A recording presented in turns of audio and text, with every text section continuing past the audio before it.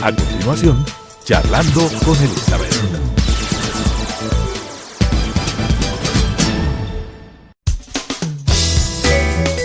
Clasificación A. Apto para todo público.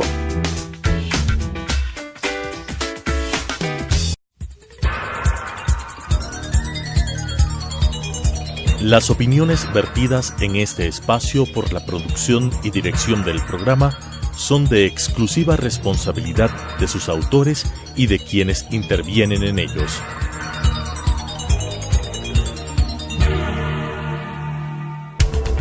Telesucesos Canal 29 presenta Charlando con Elizabeth. Con temas coyunturales, locales, nacionales e internacionales de interés general.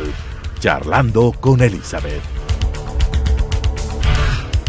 Muy buenas tardes, queridos amigos y amigas. En este su nuevo programa Charlando con Elizabeth. No podíamos dejar de abordar el tema que ahora es, yo diría, el más común en las conversaciones, que es el tema del no como resultado en las últimas elecciones en nuestro vecino país de Colombia. Ante un planteamiento del presidente Santos sobre un referéndum que ratificaba las negociaciones con las FARC, la ciudadanía le ha dicho que no, lo cual realmente plantea una serie de interrogantes que les hemos querido abordar ahora justamente con nuestro invitado. Es el doctor Esteban Santos. Él es catedrático de la UDLA de negociación en la Facultad de Derecho y Ciencias Sociales.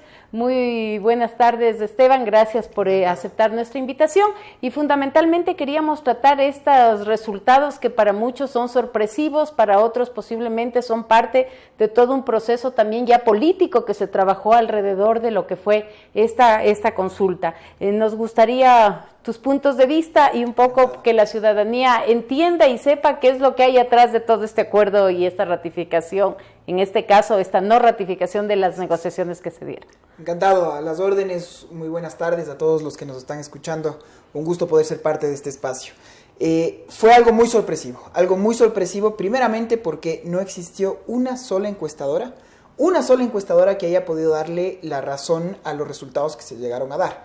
Todas auspiciaban y vaticinaban el que iba a ganar el sí. Entonces ese fue el primer resultado muy interesante, que ninguna encuestadora le pudo atinar a los resultados. El segundo, a mi criterio muy lamentable, que quien ganó finalmente fue el ausentismo. Más del 60% de los colombianos votaron, no se acercaron, no asistieron. Y el sí pierde en este caso por un 0.23%. Fueron más o menos unos 50,000 votos los que terminaron dando la varada. Lo que yo siempre digo, 50,000 votos, imagínense ustedes, del estadio de Atahualpa lleno. Eso es lo que determinó en un país de 45 millones de personas. Entonces estamos viendo que Colombia efectivamente es un país dividido, un país que en este momento necesita un liderazgo urgente, que parecía que todo el capital político que tenía el señor Juan Manuel Santos. Ahora la pregunta, ¿qué es lo que va a pasar? El señor Uribe, expresidente de Colombia, termina siendo él el nuevo líder. Exactamente. Finalmente. Y esta pregunta de lleno, ahora, ¿qué va a pasar y qué fue todo lo que se pudo haber avanzado en estos ya casi 5 años de negociaciones, cuando ya la comunidad internacional dio este beneplácito, cuando todos los jefes de Estado acudieron a Cartagena, se bendijo por parte de la Santa Sede, y un poco queda todo en stand-by y con este miedo de que ojalá no retornemos pues a una confrontación armada. Tal vez vale la pena comentar a quienes nos siguen a través de este espacio que en Colombia la votación no es obligatoria como es en el Ecuador, de tal suerte de que obviamente este ausentismo lo que devela es simplemente tal vez una falta de interés en este proceso, pero es importante decir que realmente es un resultado totalmente sorpresivo, como comentaba Esteban. Realmente ninguna de las encuestadoras pronosticaba un resultado en este sentido, pero más allá del resultado que ahora tenemos, son 52 años de un conflicto armado que realmente ha dejado muchísimos muertos, muchísimos heridos, muchísimas pérdidas económicas, y que posiblemente también no quiere ser tan fácilmente olvidado por el pueblo colombiano. O sea, hay como muchas versiones alrededor de qué se promovía con el sí, ¿no es cierto? Es decir, olvido tal vez de todo esto, pasar una página sin unas cuentas de lo que hicieron quienes estaban siendo beneficiados, por decir de alguna manera. O sea, ¿qué nomás nos representa estos primeros 52 años y ahora un acuerdo que no está siendo ratificado y que, como tú has dicho, se queda en el aire prácticamente? Mira, yo creo que has puesto algunos temas muy interesantes en la palestra. La primera, hay una diferenciación del voto dentro de Colombia, lo que es del hipercentro, las ciudades Bogotá, Medellín, y lo que son las periféricas. Exacto, el Chocó, Baupé, Nariño, La Guajira, todas estas zonas que fueron las más afectadas paradójicamente por el conflicto, todas en su gran mayoría, abrumadoramente, votaron por el sí. Entonces, es un país dividido y es un país también dividido en torno a lo que es los centros, las urbes y lo que son las zonas rurales. Esto por un lado. Por el otro lado, también, como me preguntabas, un poco el antecedente histórico. Estamos hablando de más de 5 décadas de conflicto armado. En estas 5 décadas de conflicto armado hemos tenido alrededor de 250,000 muertos. De estos 250,000 muertos estamos hablando que es de la cuarta ingreso de divisas más importante de todo el mundo. Para explicarlos mejor, lo que más mueve dinero hoy en día sigue lamentablemente siendo las armas. 2016 sigue siendo las armas. En número 2 están todos los recursos hídricos no renovables, petróleo, gas natural. Tercero, las multinacionales. Y la cuarta fuente de recursos más importante en el mundo en este momento, el narcotráfico.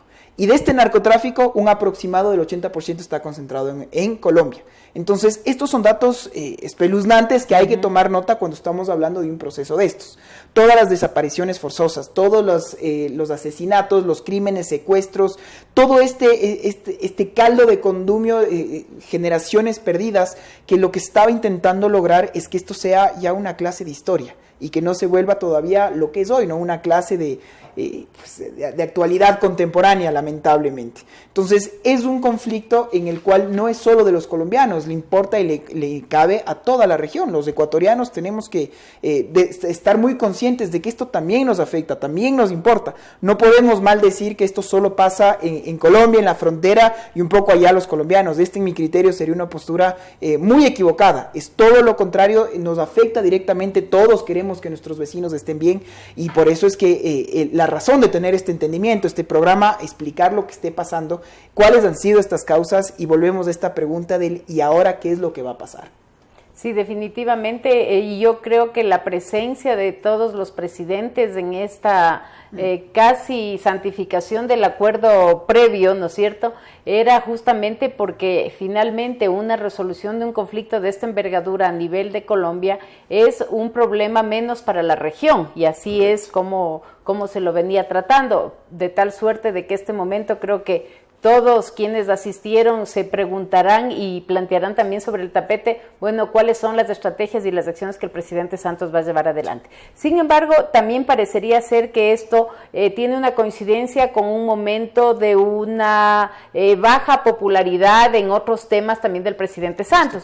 Entonces, ¿hasta qué punto realmente se puede entender que es un no a la ratificación del acuerdo o fue un no a la gestión del presidente Santos, como en muchas ocasiones ha pasado, que los plebiscitos, en lugar de ser una respuesta a la pregunta que se plantea, resulta ser una negativa al gobierno que lo plantea? Una encuesta de popularidad. Eso también como que podría haber tergiversado hasta cierto punto el resultado de este proceso, que realmente para todos plantearse y decir, usted quiere la paz, es como casi de cajón decir sí. Entonces, que digan no es una cosa que es totalmente traída de los cabezas. ¿Qué tanto puede pesar este momento político con el tema del planteamiento de la... Has topado algunos temas muy, muy de fondo, muy trascendentales y que tienen que ser abordados. El primero, el tema de la popularidad del presidente Santos, efectivamente fue uno de los talones de Aquiles de la administración. Estamos hablando de una aprobación de alrededor del 20%, lo cual es muy, muy bajo.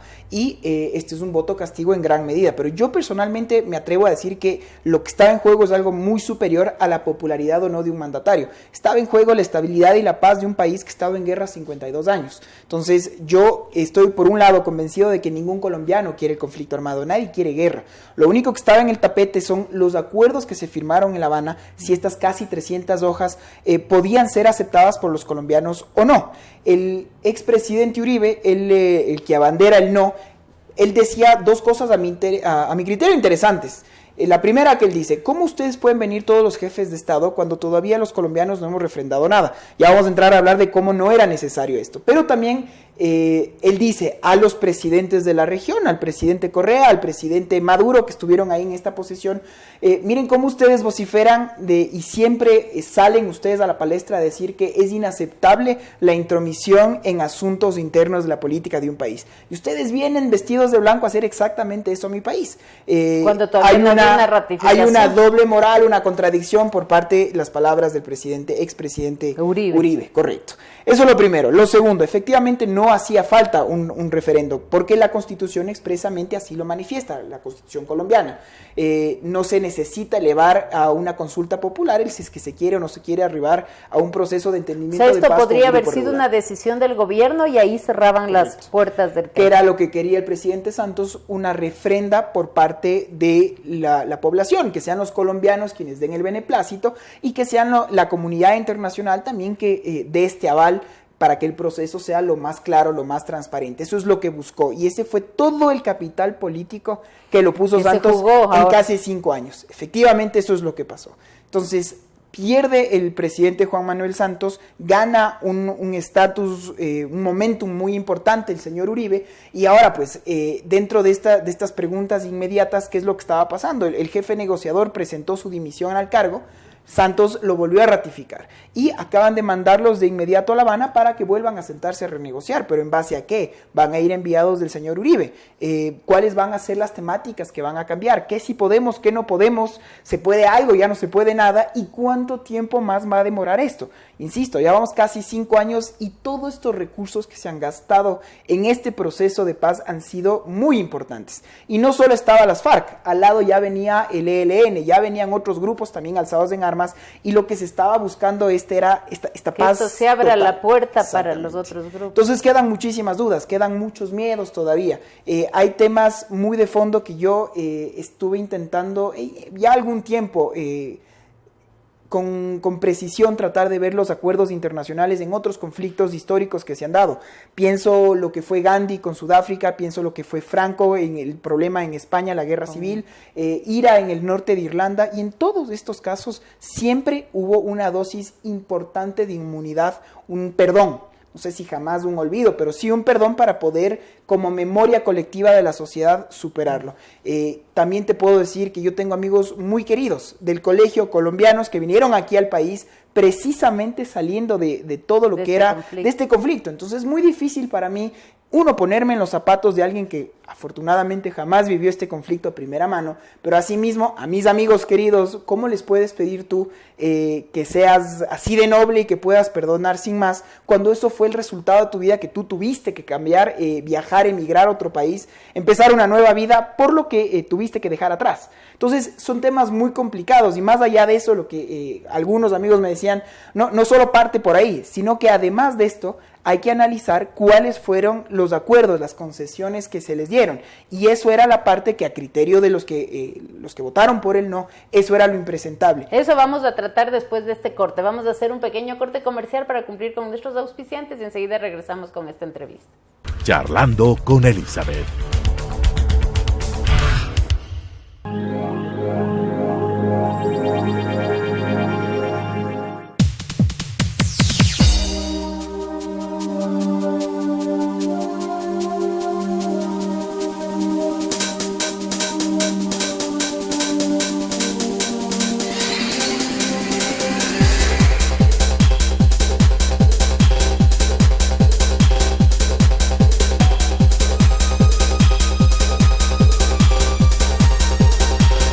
Telesucesos, porque Quito TV.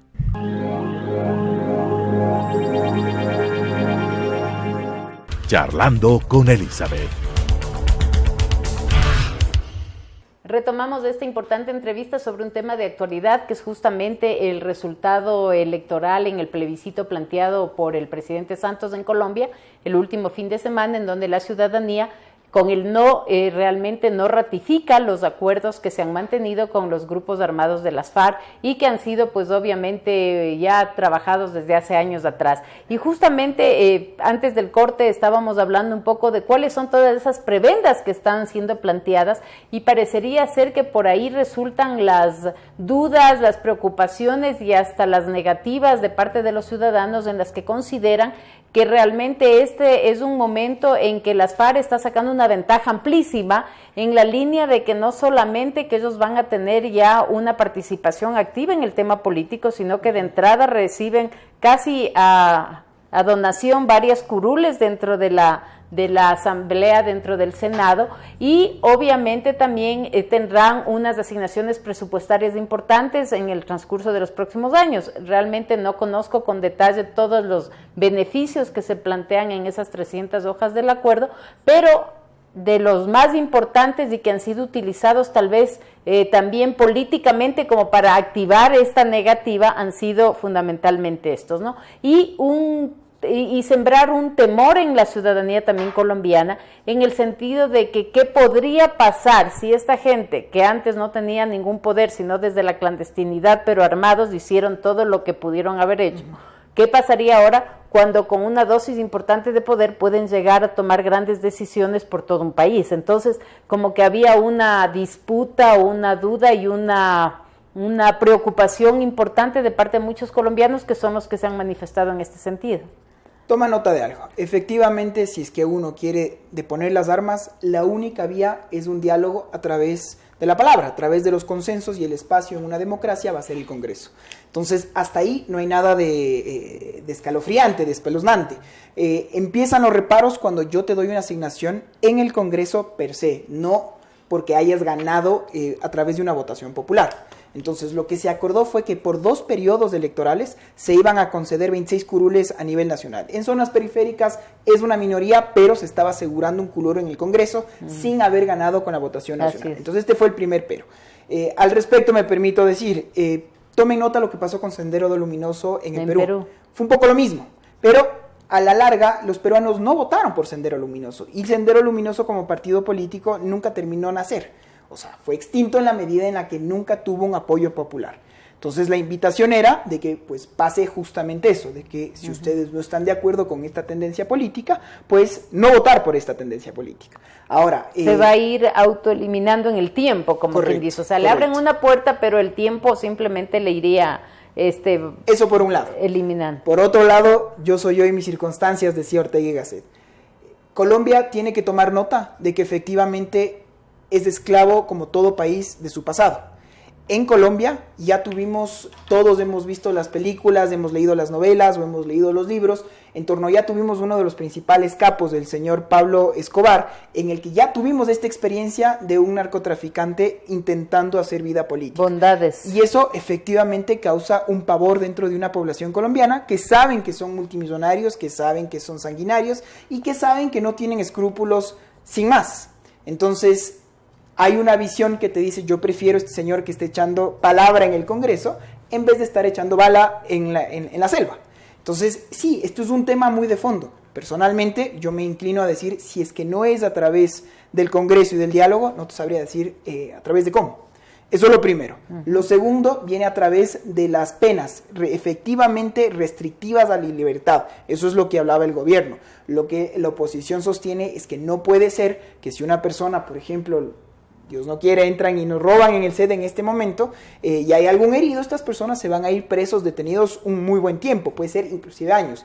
Pero si una persona mató, extorsionó, asesinó, con que confiese el delito, no habrá ni un solo día en la cárcel. Entonces, una vez más, los opositores están en contra de esto, ¿ya? Segundo punto. El tercer punto, personalmente creo que para mí es el más importante de todos, los cultivos, todo lo que tiene que ver con la droga. porque perdón, te interrumpo, hay terrenos también que están siendo cedidos a ellos para su control y terrenos por miles de hectáreas, lo cual les daría a ellos pues una supremacía sobre un territorio que ellos van a controlar, que también tiene relación con este tema. Esa parte es muy importante tomar nota, ya no existe una zona de distensión, que fue lo que se intentó con el expresidente Pastrana también, otro de los detractores de este proyecto. Pero bueno, no ha existido nada de esto porque finalmente, tomar nota, no fue aprobado. Pero ¿cuál era la propuesta dentro de lo que estábamos hablando?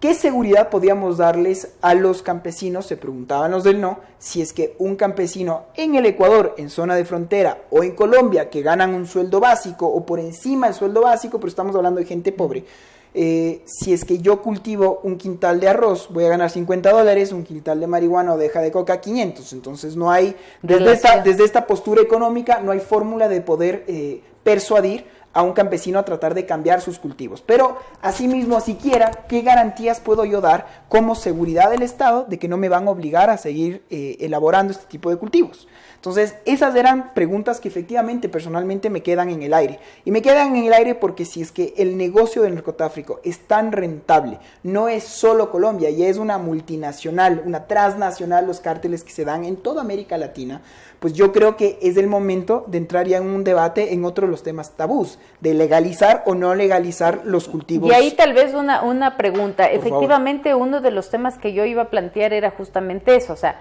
hay unos intereses económicos con una supremacía bárbara detrás de todo esto, ¿no? Que es el tema de las armas y es el tema del narcotráfico. Y el status quo, la gente que ha vivido de esto. Exacto. Y mucho del financiamiento de estos grupos se dice que viene justamente por estas actividades irregulares.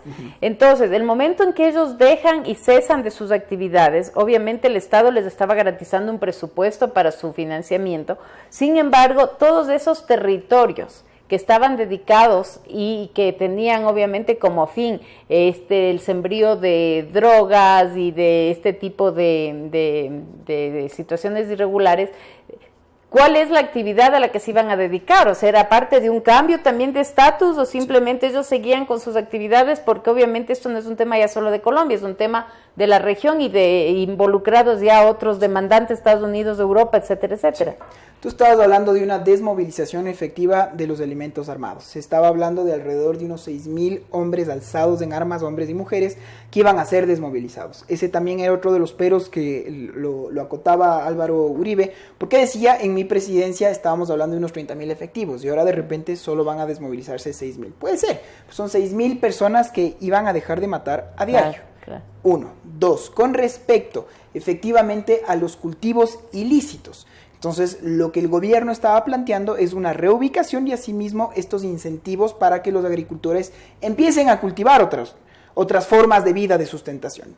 Mi duda, como lo reitero, era, 1, el tema de seguridad, la rentabilidad, y 2, el tema de la rentabilidad. Claro. Y tercero, por último, si es que las FARC iba a salir de este negocio, ¿cómo prevenimos de que no sean otros grupos de irregulares o los propios miembros de las FARC que no quieren agregarse, subirse a esta onda del cambio pacífico? Pues ¿cómo prevenimos que esto se llegue a dar? Sí, queda una zona gris y se queda una zona oscura en el cual no terminábamos de entender esa parte. Pero un tema también que se planteaba como una preocupación, decían, el momento en que esto se da y se ratifica y todo vuelve de acuerdo a las conversaciones que se mantenían, también la preocupación de los países vecinos, en este caso Ecuador, Venezuela, es que hubiese también podido darse una movilización masiva de la gente que en esas zonas no iba a poder hacer cultivos de este tipo y posiblemente una incursión en territorios ecuatorianos o venezolanos para hacer este tipo de actividad. O sea, ¿qué tanta realidad podría haber habido sobre ese tema? O sea, es un tema que no pasa todavía, pero realmente, si es que eso se daba, una ratificación del acuerdo, ¿cuáles eran los riesgos de los países vecinos, en este caso Ecuador, que ha recibido además a la mayor cantidad de gente en condiciones de movilización, justamente como afectados de estos problemas de guerras y de guerrillas en Colombia? ¿Cuál hubiera sido la situación de las zonas ecuatorianas aledañas a Colombia en caso de que esto se mantenía? O sea, ¿había un riesgo que el 90% el 90% de todas las personas que tienen actualmente en el Ecuador una situación de refugiados, un estatus de refugiados, son colombianos. Así es. Esa es la realidad ecuatoriana. Entonces, a mí me gusta responder esto como cuando estábamos con estos miedos de los tratados de libre comercio, que Perú y Colombia sí lo suscribieron con los Estados Unidos y con la Unión Europea, que ahora nosotros queremos llegar un poco a destiempo, pero estamos ahí. Y uno de los miedos era esto, pues que nos van a invadir los productos de otros lados, nos van a invadir los productos norteamericanos y demás. Solo faltaba ir al Supermaxi, por ejemplo, a cualquier tienda y ver que ya estaban los productos de esa forma. Entonces, el tratar de prevenirlos a través de restricciones, a través de normativas, en mi criterio, es absolutamente irreal. El creer que colombianos que quieran pasar al Ecuador por legítimas razones o por zonas clandestinas no lo iban a lograr hacer, eso es una mentira. Más bien, de hecho, a quienes íbamos a un poco frenar el paso es esta gente buena que trataba de salir en busca de una mejor oportunidad, porque quien quiere cruzar la frontera por un paso irregular lo va a hacer sin más, exactamente. Entonces, eso para mí ya es una parte que tenemos que sincerar los criterios, sincerar un poco la postura en la cual somos países hermanos y tenemos que vernos como tal. ¿Cómo nos extendemos la mano? Efectivamente van a haber muchas personas que se han movilizado, insisto, el 90% de todas las personas que tienen este estatus de refugiado ya están aquí en el Ecuador. Y el Ecuador ha tenido una tradición histórica de ser siempre un estado proclive a extender la mano a situaciones tan extremas como las que han tenido que vivir los desmovilizados en Colombia. Entonces, eso es lo primero. Lo segundo, entonces, ¿qué va a pasar? Creo yo, lo más importante es con la violencia armada. Y la violencia, eso no se va a detener per se porque se pueda solo firmar un acuerdo político en un tercer país. Esto se va a dar cuando ya se dé un cambio generacional. Como insisto, cuando ya pase a ser una clase de historia y ya no una clase de eventos contemporáneos como es lo que lamentablemente tenemos ahora. Bueno, en todo caso es una pena porque se nos ha acabado el tiempo y creo que es un tema que todavía amerita y tiene muchísimos tópicos sobre los cuales deberíamos abordarlos.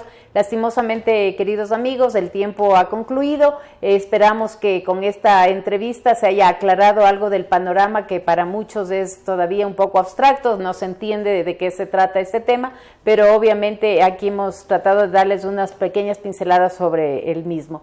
Les agradecemos su presencia, su compañía, como todos los miércoles en la tarde, y les invitamos a ver el reprise de este programa el fin de semana, sábados y domingos a las 16:30. Muchísimas gracias y muy buenas tardes.